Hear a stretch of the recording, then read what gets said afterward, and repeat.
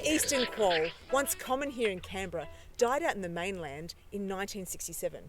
But now, researcher Belinda Wilson is part of a team bringing them back to Mulligans Flat, which is exactly where we're sitting now. We're sitting here on traditional land, the land of the Ngunnawal people, who I'd like to pay my respects to, elders past, present and emerging, and thank them for caring for the land that we live on. Belinda has got such an amazing story about these quolls, and Belinda, there is such a team behind you. Who's working with you to bring these quolls back into our sanctuary? So the Eastern Quoll reintroduction is a huge collaboration between the Australian National University, the Woodlands Wetlands Trust, ACT Government and Otanata, which includes Mount Rothwell. For those who might not know, how different is the eastern quoll to other quolls they might have seen here on the mainland? So the Eastern Quoll is like a smaller cousin of the Tasmanian devil, and that's the same with the other quolls as well. The difference between the Easterns and the others is that they don't have a fifth toe on their hind leg, of all things. So that's how you can tell them apart. So you'd have to get really close to see what... Oh yes, you'll need to be touching their little toesies. We're currently lying on a disused quoll den, and is this how big the quolls would be? Show me what we've got here. Super cute. They are just about this size, so this is almost to scale for a female, not necessarily a male. Is that the female, the black and white's the female? No, so they actually come in two different colours regardless of sex. Oh, wow, there you go. So, and how big are the females compared to these beautiful specimens we have here? So a female is generally about 800 grams. Okay. So that's about this size, whereas a male is actually double. Yeah, so they're about 1.6. Yeah. So they're what we call sexually dimorphic. Yeah, okay. And so I'm assuming you could never cuddle a quoll like this in the wild. Are they quite bitey when you get them?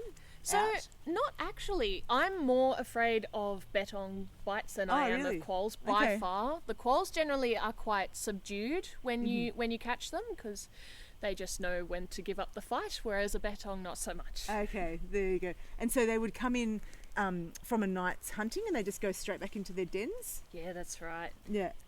And can you watch them kind of play, or as a researcher, have you been watching them play around in their dens? Yeah, absolutely. So I've put out some remote cameras and they send out infrared, so they're able to pick up nighttime pictures. Wow. And so even if it's in black and white, we can see them all playing and jumping around, and some of them, when they're babies, learning how to hunt for the first time, so chasing ants and things. And I really suggest you check out Belinda's YouTube channel. What's the name of the YouTube channel? Ecologibel. Because there are some amazing shots on there, which I think you'll really enjoy. You might get quite addicted to it, actually. So we might put these little quolls back in here and have a bit of a chat about the quoll. Yeah. So how long have they been gone from the mainland? They've been gone from the mainland since the 1960s. So the last sighting of an eastern quoll was in 1967 in Vaucluse in Sydney. It was obviously a very fancy quoll to be up there. Why was it stuck up in Sydney? Yep. So what caused them to disappear from this area?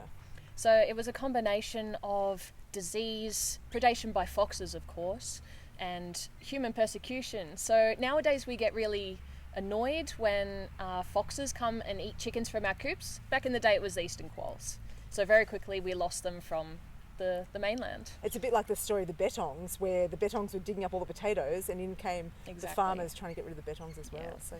So then if they were gone from the mainland, how come they survived in Tasmania? They survived down there because the foxes were only introduced not too many years ago, so they have managed to survive. The landscape's a little bit different too, it's less open, and also having larger carnivores. So the Tasmanian devil still remaining there means that it keeps cats and foxes presumably at bay. Yeah. So let's talk about Mulligans Flat. When did they first come into here? So we brought in eastern quolls, we reintroduced them in 2016. And what happened when we brought that first lot in? So when we brought in the first lot, we did what anyone would do. We brought in males and females because you need both for a good establishing population. But we found that because we brought them in early in the breeding season, they were kind of being driven wild by hormones, especially the males. So quite a few of them went over the fence, and for some of them we were able to get them back. We had them tracked with GPS collars, but for others the foxes got there first. Yeah, so that really just reinforces how much of a threat foxes pose to on mainland reintroductions. So then how do you look at this and think, okay, didn't work, what's next? So we do a lot of research in adaptive management, so making sure that we read what the environment is telling us and then we respond. So in the case of the quolls, we found out that the males were mostly the culprits of our mortalities and our dispersals. Okay. So we thought, right, let's bring in females. But again, we can't have a population without males. So what we decided was to bring in post-breeding females. So they were pregnant when they Yeah, arrived? by definition, they've got pouch young. So that means we're bringing in males and females and the genetics of their fathers via the pouch. So when the pregnant females came in, were they less likely to flee? Because they're, I guess, like pregnant human females, they're in that nesting phase? Yeah, for sure. So they do have those nesting tendencies, and we theorise that they would kind of bunker down into their natal dens and flesh them out with grasses and twigs and things to keep it all nice and warm, and they did all of those things, and we only ended up with one escape that year, so 92% survival. Wow, that is a huge success when you think about it. Yeah. Yeah, and what a relief for you too as the researchers. Yeah, it was a bit of a risk because bringing in mothers with young, we were worried that perhaps stress might cause them to abort or whatever, Yes. but it didn't end up going that way, and so yeah, trying something new and something a little bit risky can sometimes be really important in conservation. And I think people wouldn't realise as they walk around this beautiful Mulligans Flat, but there are dens everywhere around here, aren't there? Oh yes, there's one over there, and one over there. Yeah, whether or not they're active at the moment is, you can just look at the mouth of the den and see whether or not the debris has been scrubbed away, and that's a really good sign. But the best sign is if you've got a GPS collared quoll sitting in it that I can radio track to.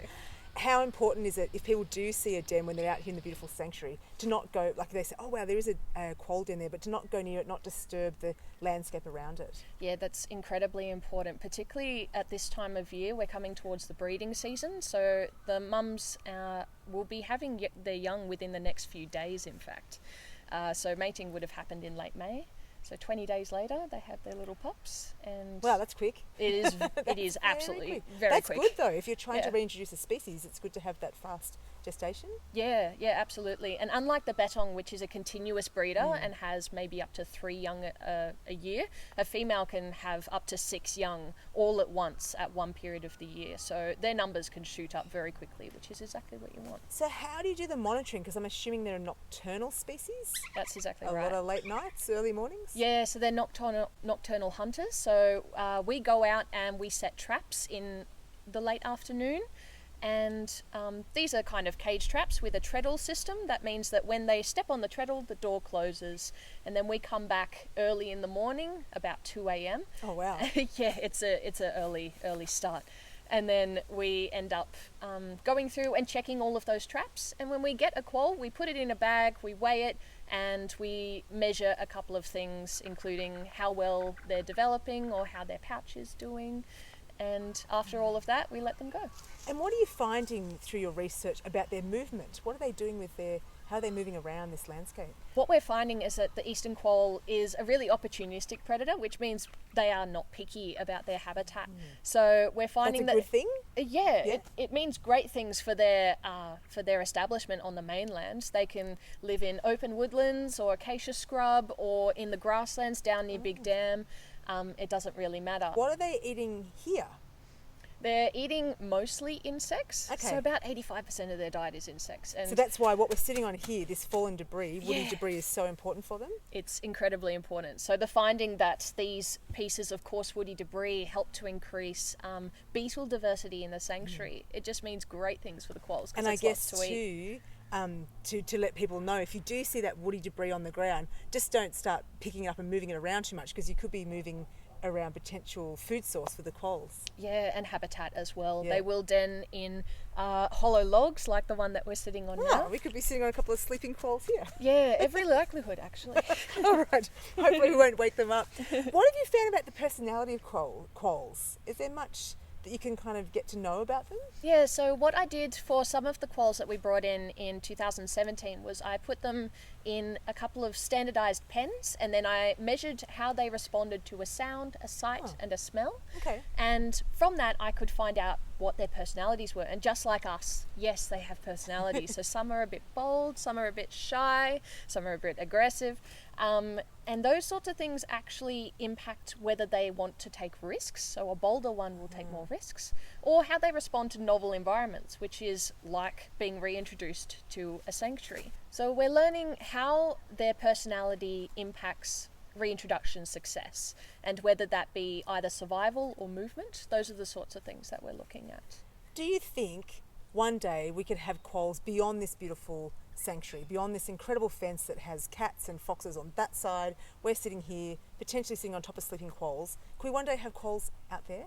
One day. We do have to deal with the threat posed by foxes and cats first, of course. So the next step, now that we've successfully reintroduced the eastern quoll to this sanctuary, to 485 hectares, is to expand. So of course we'll be looking beyond the fence. Everything we do here is a step to into the wild reintroductions. Thank you so much for joining me again on Bettong Bungalow, and I can't wait to see what happens next. Thank you for having me. It's been awesome. Thank you.